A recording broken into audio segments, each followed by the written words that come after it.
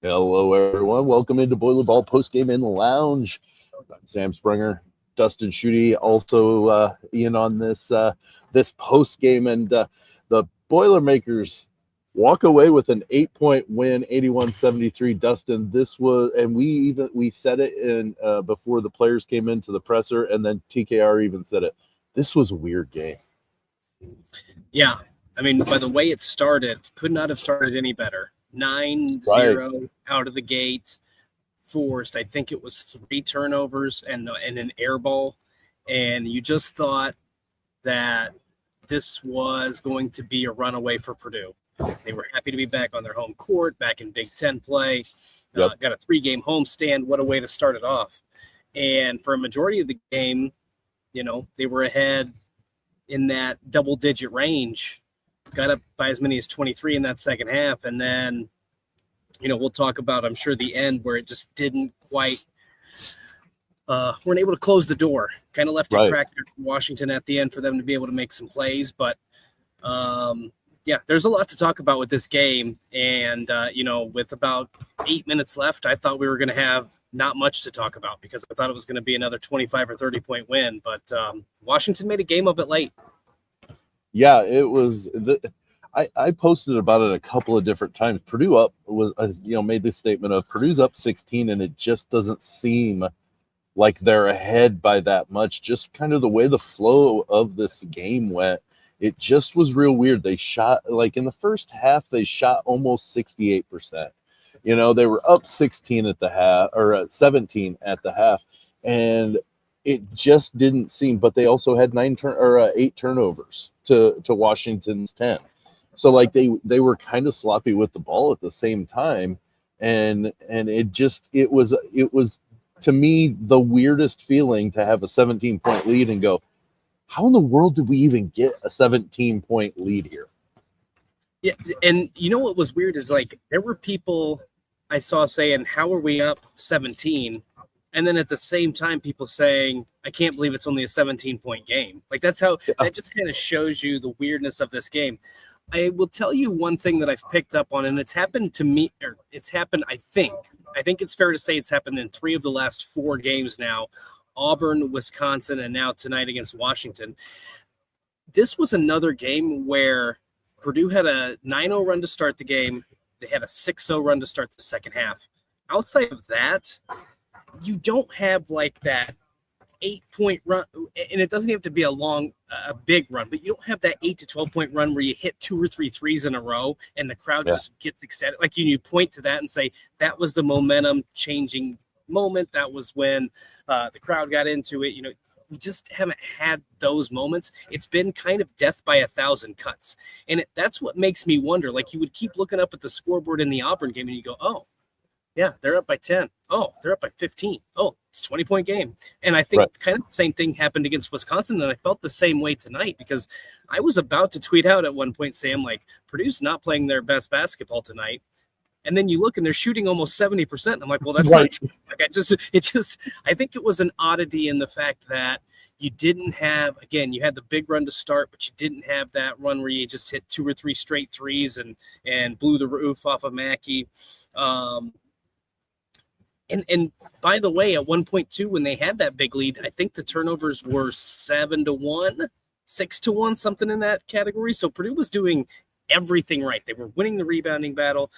Washington was missing shots. It just had an odd vibe that I don't know if anybody can describe it or tell, wants to ever chime in on what they thought that vibe was. But it was just different. And I don't know if obviously students not here makes a difference. There's just something about tonight that was a little bit different, a little bit off, and I don't know that we can put our finger on it, but we can at least talk about the basketball aspect of it. Well, and with the whole oddity in that first half, I mean, Purdue's highest scorer, or CJ Cox, was the leading scorer with 9 in that first half. So I mean, and they still had a 17-point lead. Like Washington just did not play a very good first half. And they started out, like you said, like a dumpster fire, with a turnover to start, an air ball, then 2 straight turnovers after that in their first 4. And Purdue was just lighting it up. And at one point, they were 7 of 8. Purdue was 7 of 8. Washington was like 2 of 8, and you just could see that this had the making of a 30-point win, but Purdue just never pushed it over the edge to that point until the second half, and even then, it was just real weird. It was 60-40, and I'm sitting here thinking, it's 60-40? Like, it didn't seem like it was. Yeah, I agree. I have no idea how to describe the feeling of this game. I really don't. And to add to that weirdness, CJ Cox 9 points. Braden Smith goes out at the 9:20 mark with 2 fouls, comes in at the 6-minute mark, and has to exit, I think, about 90 seconds later, somewhere in that, with picking up his 3rd foul. So not only did CJ Cox, was he the leading scorer with 9 points, you didn't have Braden Smith for a good portion of that first half. And then he sits down to start the second half. And to close out the first half, Braden Smith was Purdue had a 10-point lead when he was in the game, and they increased it to 17. So you feel pretty good about that. The fact that you can bring Omer into the game, your star point guard can't play for, God, I don't want to do math in my head, but probably 7.5 minutes. I think if you take out that 90 seconds, for me it is. So we're going to say 7.5, 8 minutes, somewhere in that category. He didn't play in that first half. So to extend that lead from 10 to 17, I thought was really impressive. And then I kind of thought when he gets back into the game is when Purdue's going to roll. And right out of the gate of the second half, 6 points. TKR gets a couple buckets. I think Oscar Clough had another bucket in there. Just a really good performance. Then he comes back in and the dude can't miss. Right? He's hitting shots left and right. He's got that jumper going. So, yeah, I mean, I thought Purdue, given the circumstances, especially in those middle 8, so many times coaches talk about the middle 8, the way they closed the first half and the way they started the second half couldn't have been any better, especially when you're playing those 8 minutes without your star point guard. Yeah, and that was the crazy thing. He played 16 minutes, so he went to basically the under 12 or the under 16 timeout in the second half. And they even talked about it in the press conferences, where Braden said the first time I've never started the second half. But he came in 6 of 9. He had only 3 assists in the second half, but he was the scoring machine. And I guess that's the big thing. He didn't have the prototypical game of 12 assists, 2 turnovers. He had 7 assists and 6 turnovers tonight. But he also put together 23 points and led the way in scoring there. And I guess it's one of those that you find a way to win, even though I say that when they had a 23-point lead in the second half. Like they had to find a way to win because, well, you got TKR, though, 14 points, 14 rebounds. This dude is all of a sudden able to rebound like a champion. Like last year, it was a struggle to get 7 or 8 rebounds, and now it's one of those things that you always see him in double digits. Yeah, I mean, he is, and I think he's talked about it before, he doesn't feel the pressure to have to score and, have to touch the ball every time down the court, and the fact that he can go and impact the game in other ways. And he even said, I think before tonight's game, I think he said this in media availability yesterday, basically like, I like the fact that I'm able to pass and impact the game that way. And then that, at times can free me up to get another bucket or, there's certain plays where I know that I'm not going to get the ball and that, I'm licking my chops basically because I can go crash the rebound hopefully we make the shot, but if we don't, I can get the rebound and get a putback there. So he's really grown. We've talked about that a lot. His rebounding ability is out of this world. But he had 6 assists tonight too.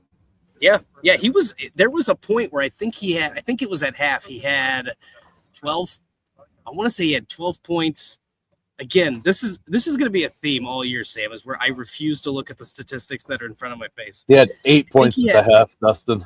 8 points. Okay, so 8 points, 5 rebounds, and 4 assists at the half. That is correct. So I was up.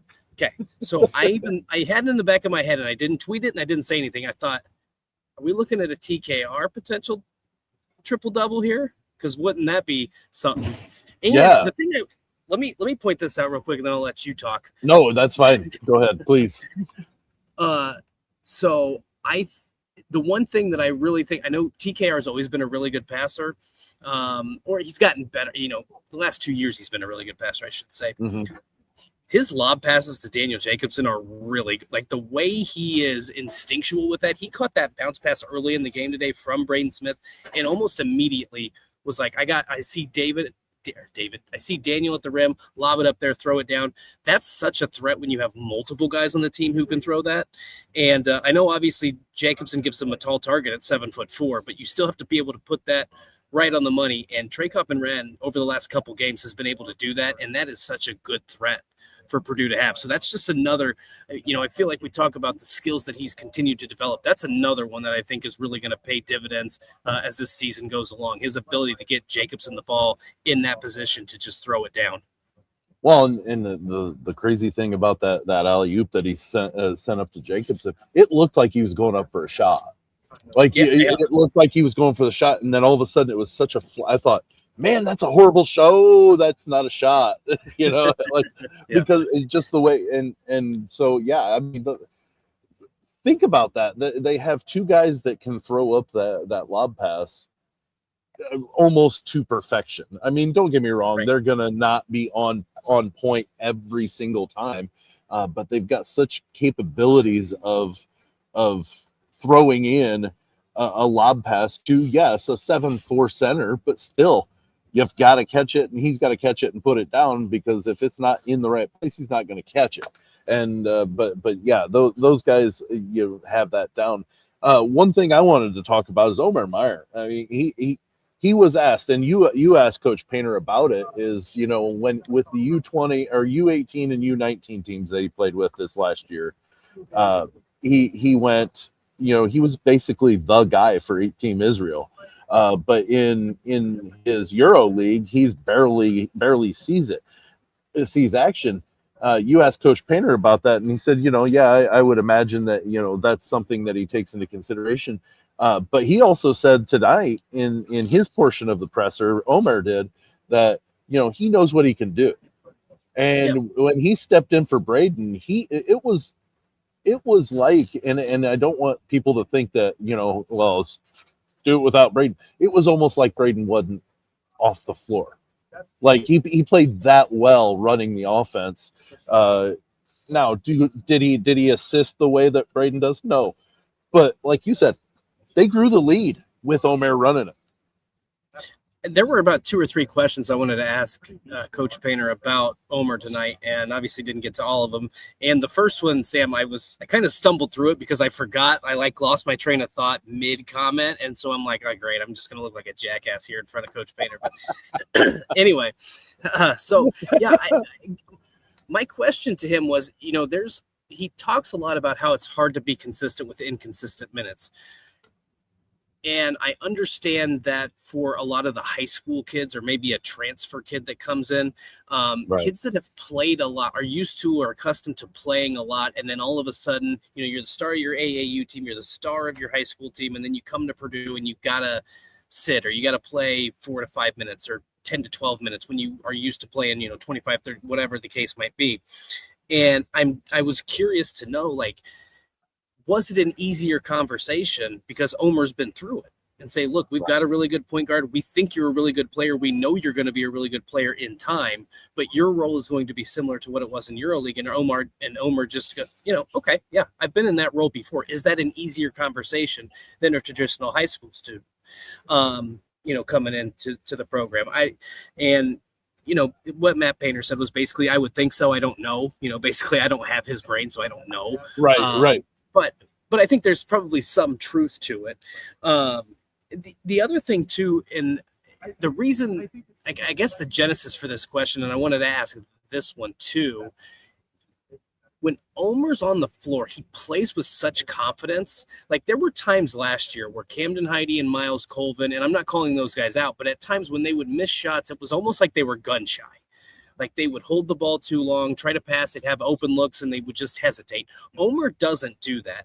And I think there are times throughout the season when people have been critical of Omer, and whatever, it's fair. He wasn't hitting shots, but that's the reason why you never want shooters who are capable to step away from doing what they're good at.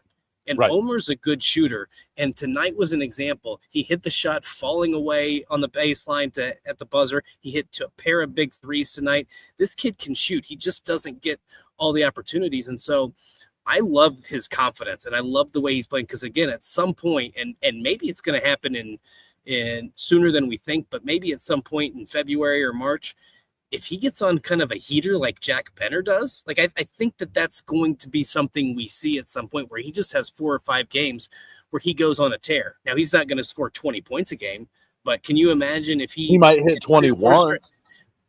Yeah. If he in 3 or 4 straight games is averaging 10, 11 points per game, what a boost that is. What a boost it's been when Jack Benner's been able to do that. Right.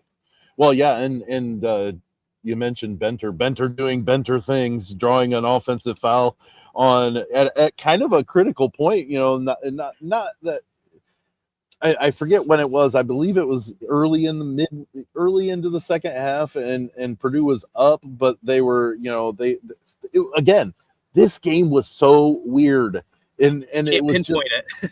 Yeah, and something weird happened at the offensive end that didn't come through to fruition. But then when they came down, Benter drew the offensive foul and just kind of clicked it. And that's when Purdue kind of stretched it out to that 20-point level. And again, Benter, he only took one shot. He made it. He only took one shot, but he did some other things that don't go in the box scores. But to get back to Meyer, I can see what you're saying in the fact that he could have a stretch where he could be the third scorer, or the fourth scorer, like just coming off the bench and scoring 12 points on a night that, we really needed something to happen, and he's that fire, or somebody that, just kind of piles it on to the point. You mentioned it multiple times through conversations. Purdue hasn't had that game yet where they just had shots falling. Even tonight, they were shooting 68% in the first half, and it did not feel like they were shooting that well, period. It just did not. No. Yeah, they shot. This is okay. No, I was looking at the wrong numbers there. Okay. 68% in the first half, basically 47% in the second half, and then for the game, 56.7. Right. But again, from three, they go 37.5 in the first, 28.6 in the second, and then for the game, they're 33.3. I just feel like, Sam, there's going to be a game when they go, this is going to sound crazy, they just go 60 or 65% from three. I just feel like I could see with the type of shooters they just cannot miss. Excuse me, with the type of shooters they have, they could go 12 of 15 in a game, and it would not shock me. Right. Yeah, I mean, and you're right, man. And maybe that's crazy to expect that. I just think there's going to be one game where it everything is clicking, and I just have that feeling. I don't know when it's going to happen or how it's going to happen, but yeah, I mean, I think there were some good things. The other thing that I thought, Daniel Jacobson is a player who came in and immediately made an impact tonight. I mean, they were able to get him some lobs. A lot of that is, Braden and Trey seeing him and seeing the open lane and getting in, but he's got to be able to recognize that too. He's also, I still think that he's gotten better when he catches the ball in the post. Earlier this season, it was like sometimes it felt like he might take 2 or 3 dribbles, hold the ball for a little bit, and try to decide. He seems like he's getting quicker in his motions, like he's getting quicker to decide what he wants to do. And so I thought that he had, 10 points tonight? Yes. He had a block shot. He had 2 block shots. I didn't know if one of them got wiped away by a foul. I couldn't remember. No, the official stats say 2 blocks. 2 blocks, 10 points on 5 of 6 shooting. No, but you got to get to the rim. And again, I think he's starting to embrace contact a little bit better. I think he's being a little bit more deliberate with his post moves.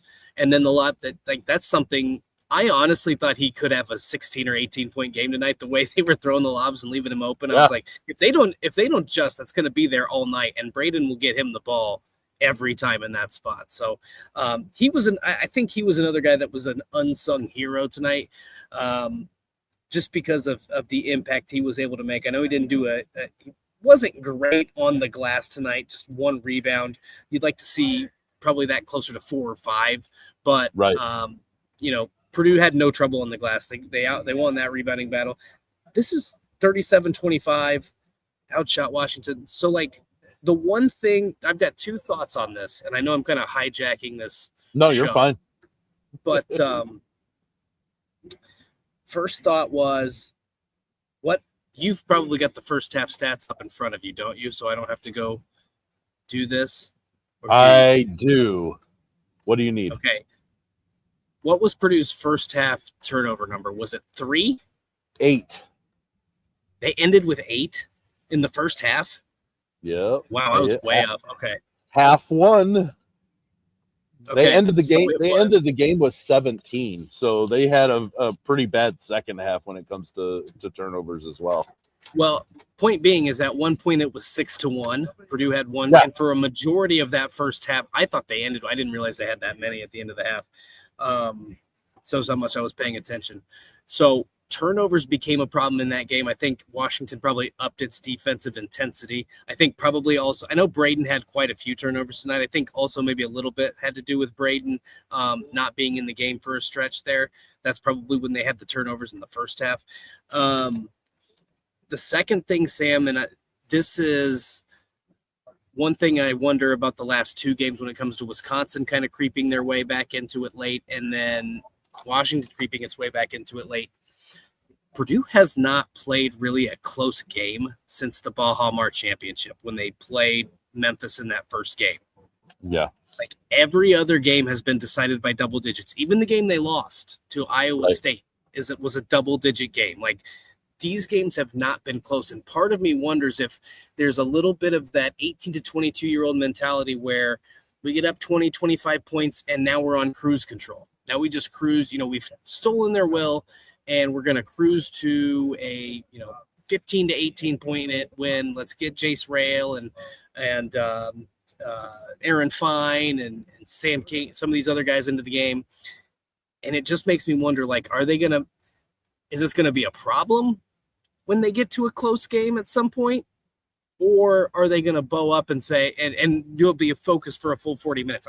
I do wonder if that's been a factor where they get up by so much, they just kind of hit the cruise button. And then tonight it almost got them. So maybe tonight was a wake-up call. But I do feel like when you haven't played a close game in 2 months, it has to have some sort of impact on you.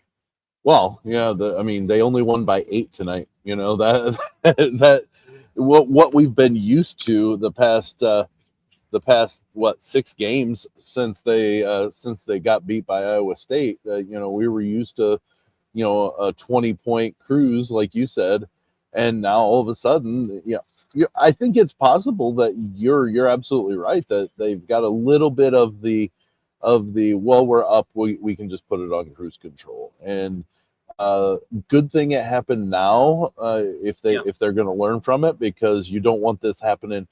Goodness, you get up by 25 on somebody like Illinois or Michigan, and you let them go on cruise with them. You ain't winning that game. I don't care who you are. You're not winning that game.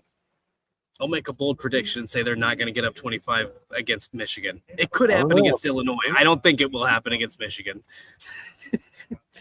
39-1. Dustin, come on. Winning all the games by 30. Well, you go to my favorite stat, Dustin. Oscar Clough and TKR had 21 rebounds combined tonight. The entire Washington team had 25, so they only out-rebounded TKR and Oscar by 4.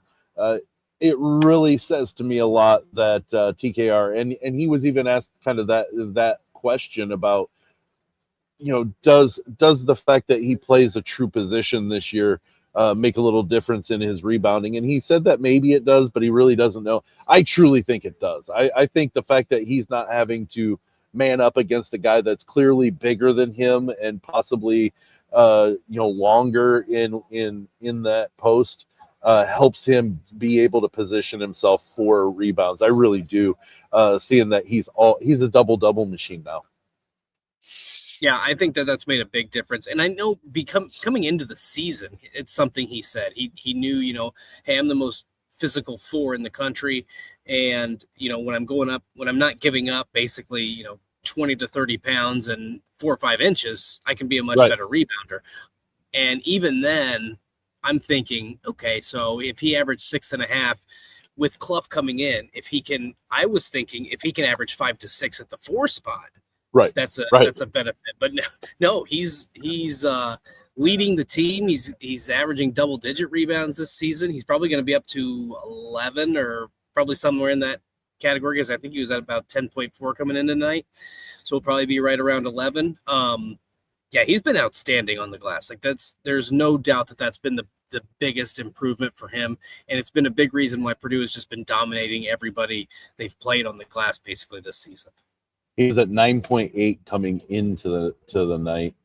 Golly, these games are too late per game, and then he had added 14 in tonight. So it's going to bump him up. I would think that would bump him at least over 10 per as of right now, but still, just an impressive game by him when it comes to the fact that he got as many rebounds as he had points, and I guess that's something that maybe some people are wondering, what's the problem? Why isn't he scoring? He doesn't need to. You know what I mean? No, he doesn't need to. Now, don't get me wrong. There are going to be nights that he's going to be, he's going to get that 20, 25, depending on what's needed. But like tonight, we needed him to rebound. We didn't need him necessarily to lead the team in scoring. That was Braden's job tonight. Right. Well, and I mean, just always go back and look at, to me, you just always go back and you look at his field goal percentage. It's still at basically 58% for the season. Yeah. I did look that one up, so I didn't get that one wrong. And but 57.6, Dustin. Yeah. If it's at 57.8. Oh, now is it? Yeah. Okay. Fair. Yeah. So, but yeah, I mean, just revert. If there's ever a question like what's wrong with TKR, there's nothing wrong. It's just lower volume because they've got more people who can contribute in that regard this season, and you've got another post player. So, yeah, I mean, he has really embraced the role in coming back and playing alongside another big. And I don't know that anybody. I don't want to say anybody. Not everybody would be maybe so welcome to see their touches decrease and their scoring decrease after such a big year last year. But he's really embraced that role, and it's for the benefit of Purdue and their pursuit of a Big Ten and a national title. Well, if there's one thing, and we'll wrap up here with after this, unless you've got something else, but it's become very apparent, having followed these guys as much as we have up to this date. Their personal accolades, I don't know that they care as much as what getting the team win matters to them. Are they upset that they let up a big lead? Yeah, but it's not because of, so and so did this. It's we did this. We need to work on this. And it's not, I texted my nephew saying they're going to do a ceremony for Braden Smith. That thing was 32 seconds long, and that was it. Yeah. Like there was no pomp and circumstance. It was Matt Painter handing him a framed poster of him breaking the record, and a round of applause, and they were done. Like there was nothing else other than that. And I think that also kind of comes from Coach Painter, like his demeanor when he got 500. We were here for that Braden or that Dustin, and he didn't care. He cares, but he didn't care. And Braden is kind of the same way, to where he's like, yeah, it's great, but you know what? We got the win. That's what matters. Right, and I think that's what's refreshing for Purdue fans, because I think he has every right to make it a big deal. I don't think anybody would care if he made it a big deal. Oh, but no, not at all. Point being is that this team came back, and he keeps saying it, like, this is why everybody came back. We all wanted to win a national championship. We all want to do it together. And so that's why I think, look, this is why I think a night like tonight, if this was 6 or 7 years ago, yeah, maybe you criticize it, but you say, hey, you won a Big Ten game, you're 4-0 in the conference, you move on. But I think the reason we're a little bit more critical is because the expectations are so high, and it's not just the outside noise. It's internal. I think in seasons past, Purdue fans have had high expectations, but I don't know that the locker room has necessarily matched that level of expectation. And maybe that's unfair. I don't know. But this year, for certain, I think the fan expectations and the player expectations are on the same level. And I would almost say, Dustin, that I think the players' expectations are higher than the fans. I really do. Like, they have that expectation. I would say so, but the only reason I hesitate on that is because, again, I go back to 23-24. Even the 23-24 team with Zach Edey, the thought was Final Four. If we get to if Purdue gets to a Final Four, we're all going to be happy. This year, it's always been national championship. Like, Final Four has been in Purdue fans' minds. Final Four has been a guarantee, right? It's just like a matter of, can they get it done?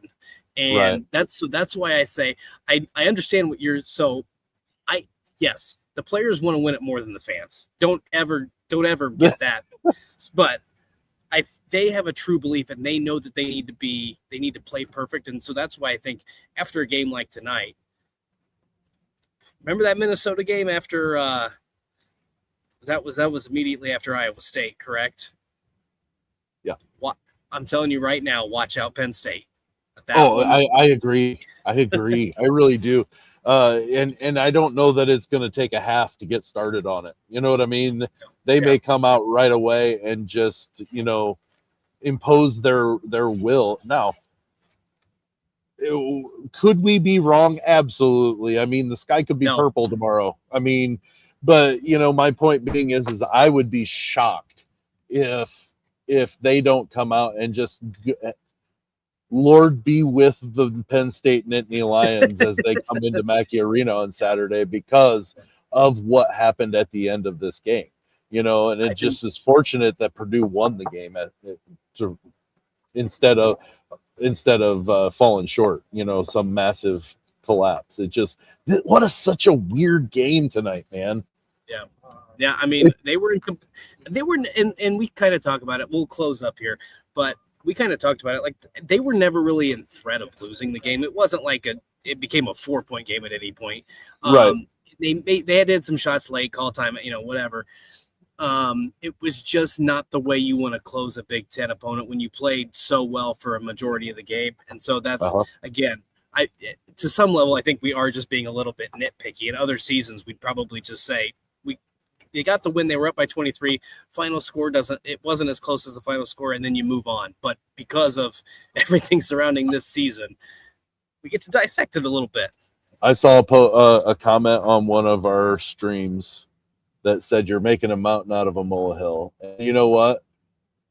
If that's what we're doing, I'm glad. That's the biggest problem we've got all year of nitpicking and being, I'm okay with that, because not everything is always going to be unicorns and rainbows here. There's some seriousness with, at some point you've got to take into consideration that, should we be concerned? And that's all we're talking about is, should we be concerned? I don't think so. I think that I was more worried when Wisconsin got it to 11 than when Washington got it, down to where they did before Purdue won. So, yeah, it's just such a weird game that's why it was concerning.